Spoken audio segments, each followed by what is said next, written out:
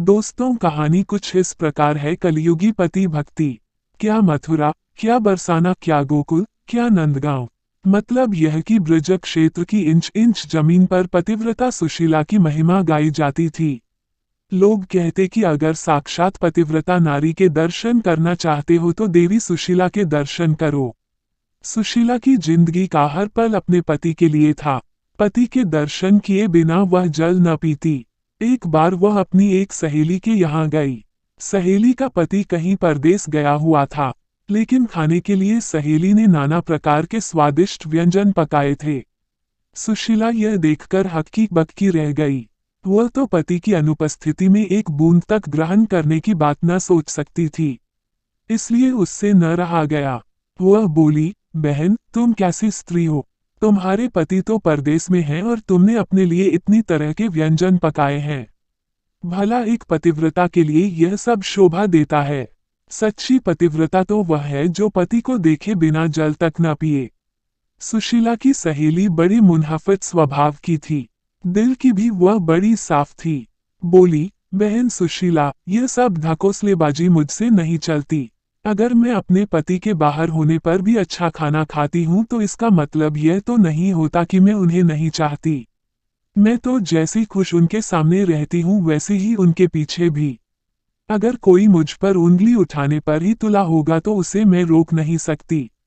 बाकी यह तो सिर्फ मैं जानती हूँ या मेरे पति कि हम एक दूसरे को कितना चाहते हैं। सहेली के इस जवाब से सुशीला जल भूनकर रह गई।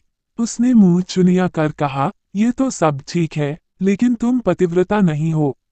पतिव्रता स्त्री के लिए शास्त्रों में लिखा है कि पति की गैरहाजिरी में वह जल तक न पिए।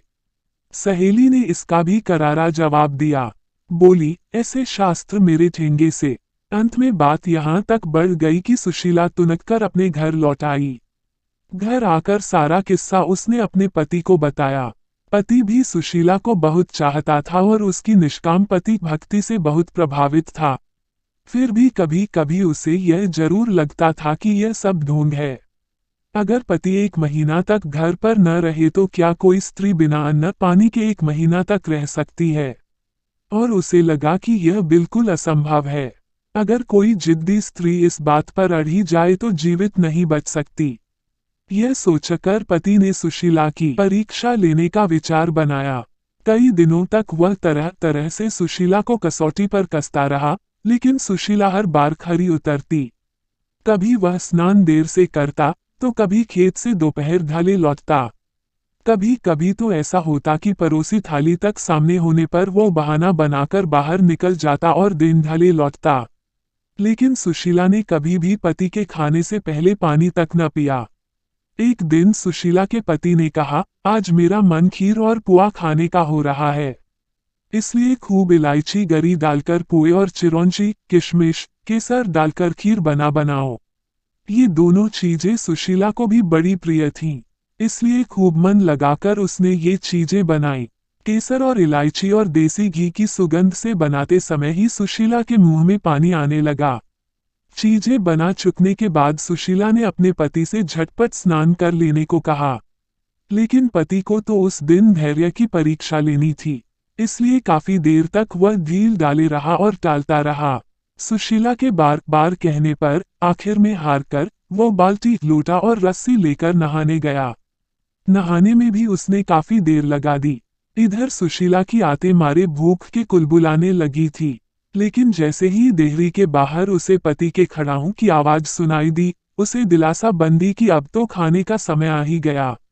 लेकिन जैसे ही पति ने देहरी दे अंदर पैर रखे, दाएं पैर की खड़ाऊं से पैर ऐसा फिसला कि वह चारों खाने चित फैल गया।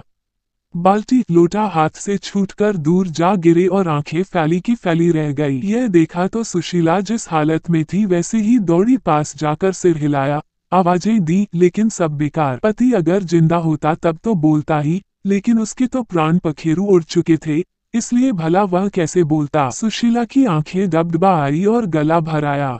उसका मन हुआ कि धाड़ मारकर रो पड़े, लेकिन तभी उसे खीर और पुए का ध्यान हो आया। उसने सोचा कि पति अब मर ही गए हैं, रोने से जी तो पाएंगे नहीं। हाँ, आस पड़ोस के लोग जरूर जुड़ जाएंगे। और तब खीर पुए खाने का मौका तो मिलने से रहा। इसलिए बेहतर यह होगा कि पहले मैं खीर पुए खा लूं, तब रोना धोना शुरू करूं। यह सोचकर वह चुपचाप गई और जल्दी जल्दी खीर उड़ाने लगी। पुए अगले दिन के लिए रख लिए, क्योंकि उनके खराब होने का डर न था। असलियत यह थी कि पति मरा नहीं था, बल्कि मरने का नाटक किए पड़ा था। इसलिए अपनी पत्नी की यह सारी हरकतें वह देखता रहा। जब सुशीला खीर खूब जी भरकर खा चुकी तो झटपट मुंह धोया और लंबा सा घूंघट निकालकर पति के पास गई और सीने से चिपक कर रोने लगी। रोने के साथ साथ वह यह भी कहती जाती थी, तुम तो चले परमधाम को, हम हुसू कुछ बखौल कहो। उसका पति कुछ देर तक तो उसके नकली प्रेम और दुख को सहन करता रहा, लेकिन अंत में उससे न रहा गया। और जैसे ही सुशीला ने अपना जुमला तुम तो चले परधाम को हम हुसू कुछ बखौ खत्म किया, वैसे ही उसके पति ने उसी से मिलता जुलता एक जुमला जड़ दिया। पति का जुमला इस प्रकार था, खीर सरूपा करी तोकू तो चखो। अब तो सुशीला की ऐसी हालत हो गई कि काटो तो खून तक न निकले। उसे क्या पता था कि उसका पति नाटक किए पड़ा है और उसकी परीक्षा ले रहा है। मन ही मन वह रहकर अपने आप को कोसती रही कि यह क्या किया, क्यों न जबान पर काबू रखकर बुद्धि से काम लिया। और उसके बाद फिर कभी किसी ने सुशीला के मुंह से अपने पतिव्रत धर्म की तारीफ नहीं सुनी। पहले जैसी डींगे हाँकना अब सुशीला ने बंद कर दिया था। दोस्तों, कहानी अच्छी लगी हो तो चैनल को सब्सक्राइब कर देना। धन्यवाद।